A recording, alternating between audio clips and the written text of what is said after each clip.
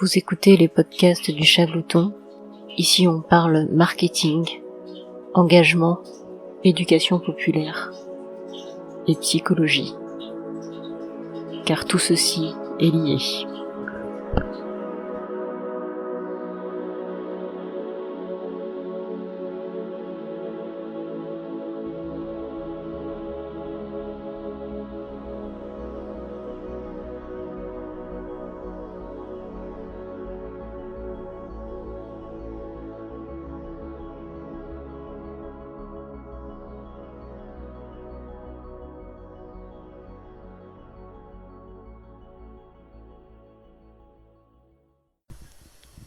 On est dans un focus marketing aujourd'hui et on va répondre à la question de savoir si le marketing c'est chétain. Alors, à en croire certains de nos camarades gauchistes, le marketing serait la source de tous nos maux, à savoir le capitalisme. Alors si tu crois que t'es gauchiste alors que t'es pas anticapitaliste, t'as raté ta vie et t'as rien compris. Bon, en réalité, c'est légèrement plus complexe. Parce que déjà, le marketing, ce n'est qu'un outil. Le fait qu'il soit utilisé comme un suppôt de Satan n'est pas de la responsabilité de cet outil, mais bien de celui ou de celle qui en fait usage.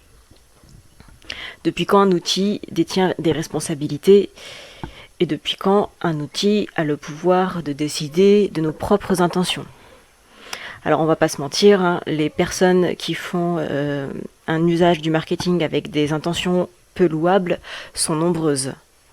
Pas majoritaires, mais nombreuses et beaucoup trop nombreuses. C'est d'ailleurs à cause d'elles que l'image du marketing est si mauvaise. Mais si on s'arrête à cette image négative sans chercher à creuser plus loin, alors c'est ce qu'on choisit de percevoir.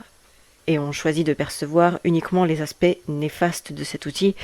Et là, c'est de notre responsabilité. Le marketing, c'est pas du tout un ensemble de techniques de vente pour à tout prix inciter à l'achat. D'ailleurs, si on agit ainsi, on s'épuise et sur le long terme, ça rapporte pas grand-chose.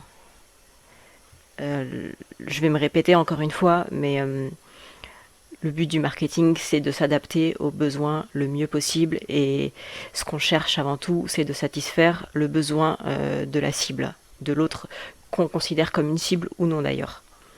Et ce qu'on veut, c'est que la relation dure le plus longtemps possible. L'approche du marketing, elle est censée être bienveillante et de toute manière, elle ne fonctionne sur le long terme que lorsqu'elle est bienveillante et qu'elle est transparente et aussi honnête. Si on veut dévier cette démarche, on se tire inexorablement une balle dans le pied.